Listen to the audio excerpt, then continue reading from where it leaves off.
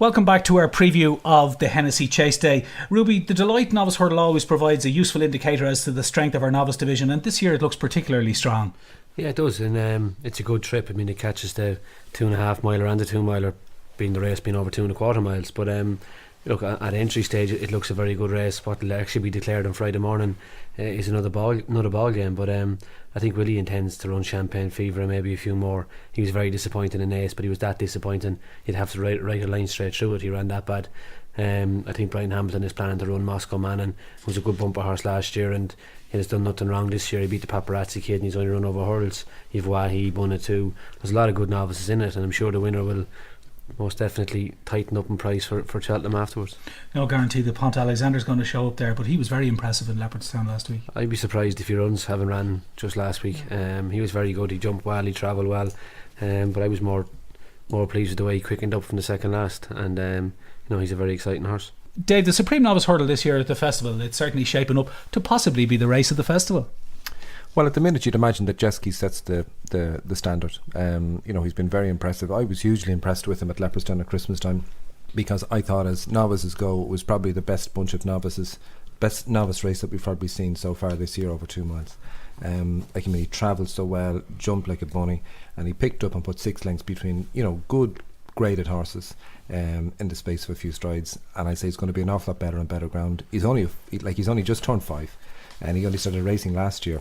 And he sets the standard. JP's after buying into him, and the best of luck to him. And he's a worthy favourite. And if he turns up and is the same horse as he was at Christmas time, you'd imagine he's going to be hard to beat. But it's been a minefield of a race, the Supreme Novices has been for years, and plenty of short-priced horses have been beaten.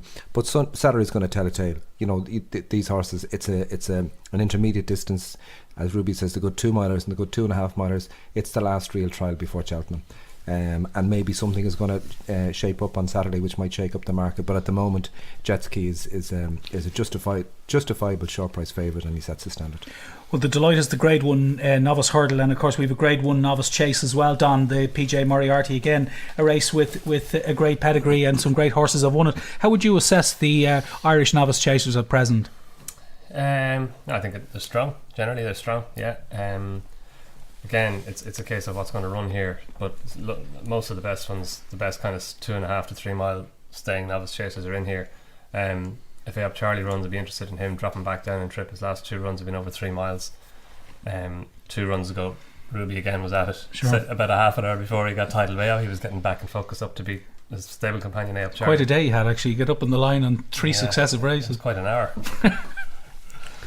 Do one every weekend like it. But yeah, I think 2.5 miles might just be his trip. Lord Windermere is another interesting horse. Again, 2.5 miles might be his trip. He was kind of staying on a wee bit the last day.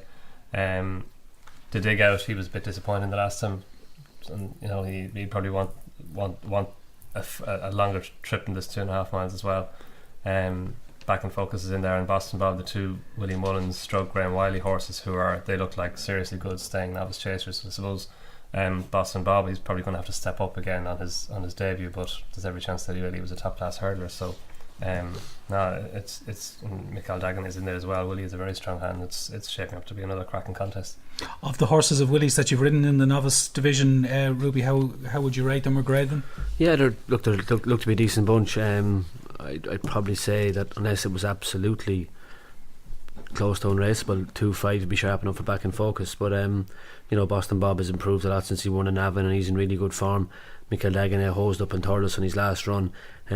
His jumping has been a bit in and out. He still retains the engine, but jumping seems to be an issue. Marito was just touched off in Leopardstown last weekend, having beaten Mount Benbulben and Naas before that, and Marsonian is still a beginner, so it'd be unlike Willie to run him in a Grade 1. I'd imagine he'll try and find a beginner's chase for him, but he definitely holds the strong ones in the race, and I imagine whatever he runs is going to start favourite and be hard to beat. Okay, thanks, Ruby. Kieran, the 4 Grade 1s, as we say, on the same day, it's a big attraction, but there's also big racing on that day in Newbury, and I'm sure you'll be showing it on all the big screens throughout the enclosures as well. Yeah, the 4 Grade 1s are a huge attraction, and I suppose we should remember that it's like having 4 All-Ireland finals or 4 Heineken Cups on the one day. So we'd certainly be encouraging people. It's €20 with discounts online. for those that book on leopardstown.com in advance. It's absolutely fantastic value for money, and Ruby, Dave and Don have just given an overview of the card. I think it's going to be a really exciting day.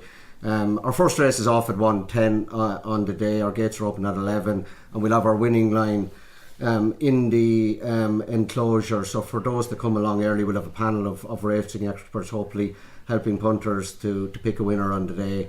And also we will be featuring the big races from Newbury on our big screen and on our TVs right throughout Leopardstown on the day. So great reason to come along racing.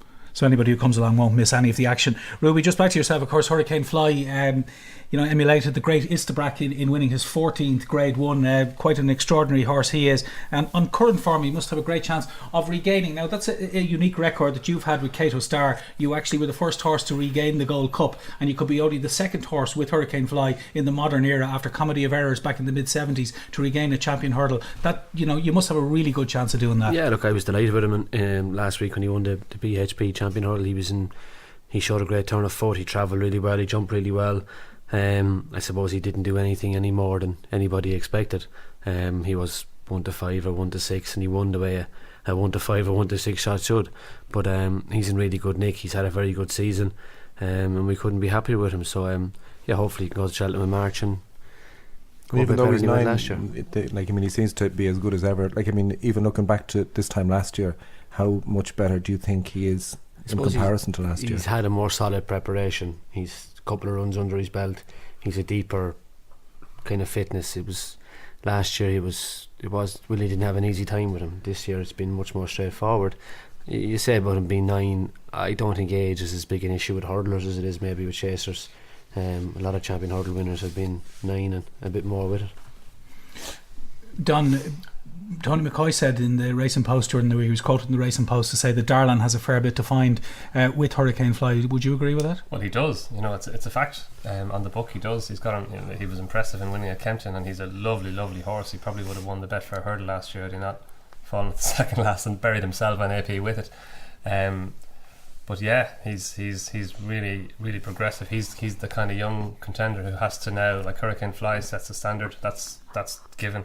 So it's a case of whether the young horses like Darlan and Zarkandar and Grand Duet and the likes can step up to the standard that he sets. It's possible that he will, but I think absolutely what AP said is I fully agree with it. He's going to have to step up now, but he could step up. It's just a case of how much he's going to improve. Yeah, Ruby, obviously a lot of other horses have had relatively interrupted preparations with the way the weather has been in England over the past couple of weeks. Hurricane Fly's had the perfect prep, the same prep as he had when he won the champion hurdle, won the Morgiana, won the Istabrack, and then won the Irish champion hurdle. Same route this year. So obviously he, everything has gone in his favour this year. No excuses in what I'm saying. Everton so far, he still has 6 more weeks to go, and he's obviously having a down week now after running at the weekend, and his preparation will start from next week or the week after in a build up to Cheltenham, but still all has to go right, and there's a lot of galloping and a bit more schooling and plenty of work to be done between now and then. Absolutely, please God he'll get there, and it really is a race to savour, a race to look forward to. Thanks indeed to Ruby Walsh, to Kieran, Don and Dave, and we look forward to seeing you at Leopardstown next Saturday. Thank you very much for joining us.